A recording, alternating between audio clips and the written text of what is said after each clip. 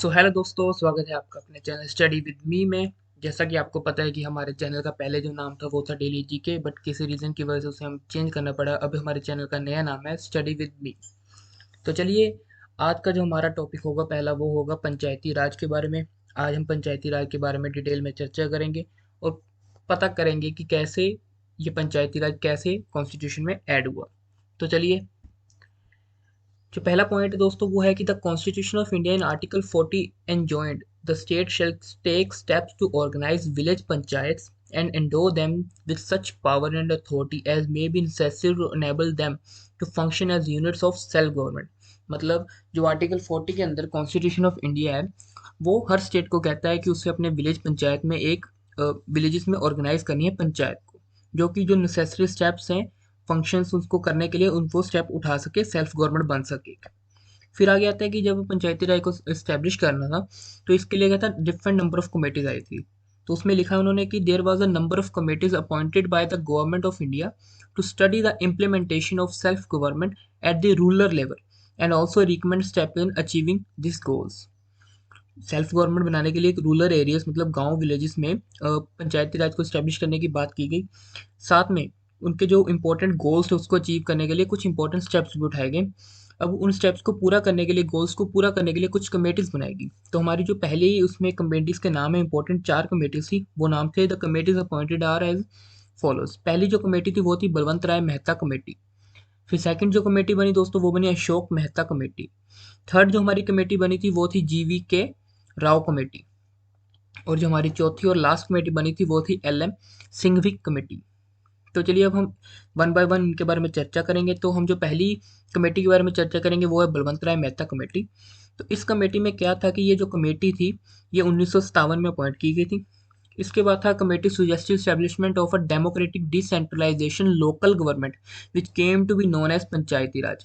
मतलब जो एक लोकल गवर्नमेंट की जो पावर थी वो एक विलेजेस में पंचायत को दी गई, ताकि उनके जो इंपॉर्टेंट स्टेप्स उनको उठाने हैं, जो अपने विलेज के करना है, वो कर सकते हैं। इसलिए एक वो डिसेंट्रलाइज पावर उसमें कर दी गई थी विलेजेस में, इसलिए पंचायत राज को स्टैब्लिश किया गया। फिर आ जाता है कि इसने और भी रिकमेंडेशन दी थी, जैसे ये 3 टायर पंचायती राज सिस्टम होगा। ग्राम पंचायत बनेगी, पंचायत समिति बनेगी, फिर जिला परिषद बनेगी। तो बलवंत राय मेहता कहती है, कमेटी कहती है कि ये 3 टायर स्टेप है। फिर आ जाता है directly elected member representative to the constitute of gram panchayat and indirectly representative to constitution the panchayat samiti and zila परिषद। मतलब यहाँ पे जो रिप्रेजेंटेटिव्स होंगे ग्राम पंचायत के वो तो डायरेक्टली मतलब वोटों के आधार पर अपॉइंट किए जाएंगे आम पब्लिक के। बट जो हमारे पंचायत समिति और जिला परिषद के रिप्रेजेंटेटिव होंगे वो इनडायरेक्टली वोट्स के तरीके से उनको अपॉइंट किया जाएगा। फिर आगे आता है कि panchayat samiti should be the executive body and zila parishad will act as advisory and supervisory body. मतलब पंचायत समिति जो होगी वो एज एग्जीक्यूटिव बॉडी काम करेगी, और जो जिला परिषद लेवल हाई उससे थोड़ा सा ऊपर लेवल के होंगे वो उस पर सुपरवाइजर उनका ध्यान रखेगी वो काम अच्छे से कर रहे हैं कि नहीं कर रहे हैं। फिर आ जाता है डिस्ट्रिक्ट कलेक्टर जो डीसी होते हैं to be made the chairman of the zila parishad. जैसे कि शहरों में जो हमारे डीसी होते हैं वो जिला परिषद के जो जिला परिषद होती है उसके चेयरमैन होते हैं। ये थी बलवंत राय मेहता कमेटी। अब बात करेंगे हम अशोक मेहता कमेटी और पंचायती राज के बारे में। The committee was appointed in 1977 to suggest measure and revive the strength the declining panchayati raj system in India. मतलब अशोक मेहता कमेटी 1977 में आई थी। इसने क्या था, कुछ स्टेप को रिवाइव किया जो बलवंत राय मेहता कमेटी के लिए उसमें नई थे उनको डिक्लाइन किया गया और कुछ नए स्टेप्स लाए गए जो उनकी स्ट्रेंथ को बढ़ाता था।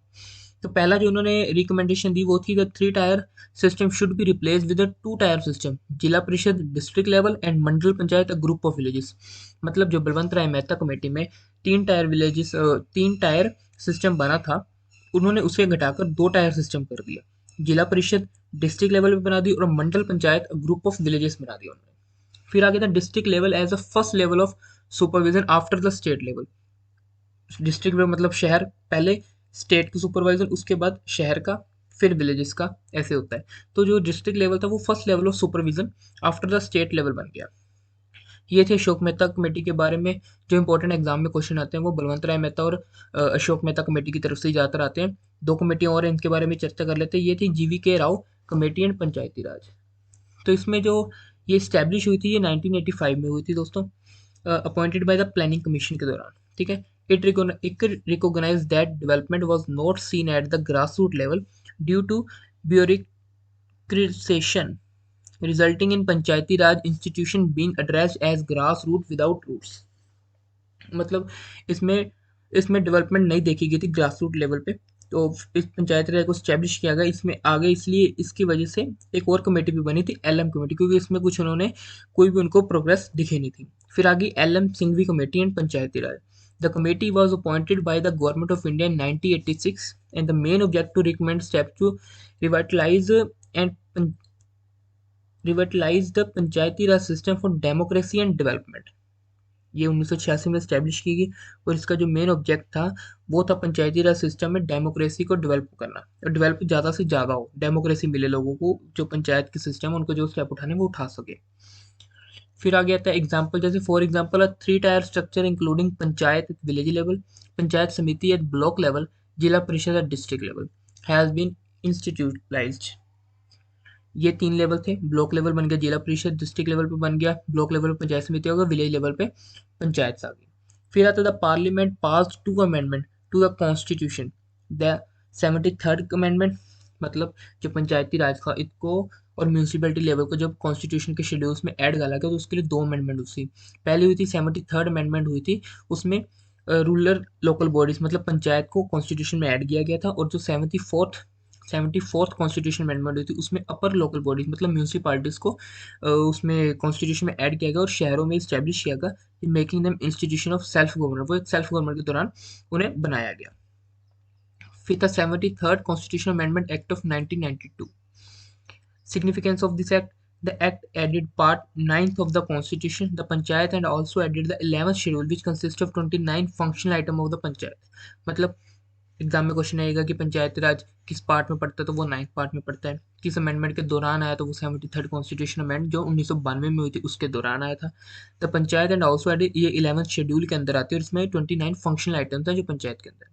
Part 9th of the constitution contain article 243 to 243 ओ।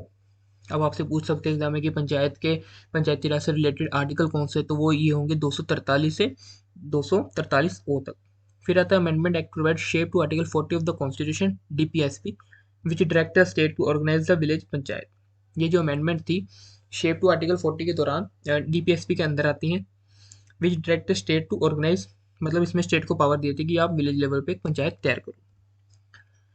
ये थे हमारे इंपॉर्टेंट कुछ आज के पंचायती राज के बारे में दोस्तों बातचीत। अब इसके बारे में 2-3 इंपॉर्टेंट क्वेश्चन है जो एग्जाम में रिपीट होते रहते हैं, जैसे कि पहला है primary body of Panchayati raj system क्या है, तो ग्राम सभा प्राइमरी बॉडी है पंचायती राज सिस्टम की।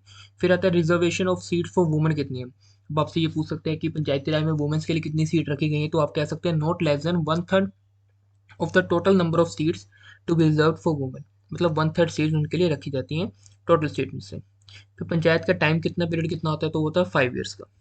फिर आता है who is the father of Panchayati Raj, Panchayati Raj के फादर किन्हें कहा जाता है, तो जैसा कि आपने देखा कि पहले कमेटी आई थी बलवंत राय मेहता कमेटी, तो उन्हीं को बलवंत राय मेहता जी को फादर ऑफ पंचायती राज कहा जाता है। Balwant Rai Mehta was a parliamentarian who is credit for the pioneering the concept of Panchayati Raj in India and was also known as father, मतलब जैसे आपने देखा कि कंसेप्ट भी पंचायती राज का बलवंत राय मेहता ही जिलाई से, इसलिए फादर ऑफ पंचायती राज भी उन्हें कहा जाता है। तो थैंक यू दोस्तों, ये थी आज के बारे में पंचायती राज के बारे में डिटेल में चर्चा। इसके आगे और भी टॉपिक आते रहेंगे, हम अपने यूट्यूब चैनल पर अपलोड करते रहेंगे, तो लाइक शेयर कमेंट जरूर करिए। Thank you.